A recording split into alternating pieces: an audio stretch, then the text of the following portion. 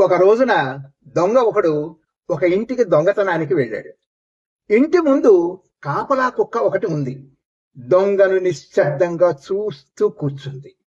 మొరగని కుక్కను చూసి దొంగతనానికి వెళ్ళాలా వద్దా అని ఆలోచనలో పడ్డాడు. ఇంటి లోపలికి వెళ్ళాక కుక్క అరిస్తే ఏం చెయ్యాలి? ఇప్పుడే అరిస్తే వేరే ఇంటికి దొంగతనానికి వెళ్ళొచ్చు అని అనుకుని తను తెచ్చిన రొట్టె ముక్కను కుక్కకు విసిరేశాడు. అంతే, వెంటనే కుక్క భౌ భౌ అంటూ వెంటపడింది.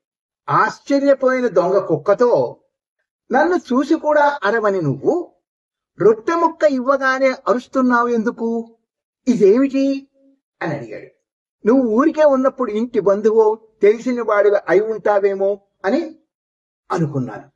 కానీ ఎప్పుడైతే నువ్వు ఉచితంగా రొట్టె ముక్క విసిరావో అప్పుడే నాకు అర్థమైంది నువ్వు దొంగవని అని బదులు ఇచ్చింది కుక్క.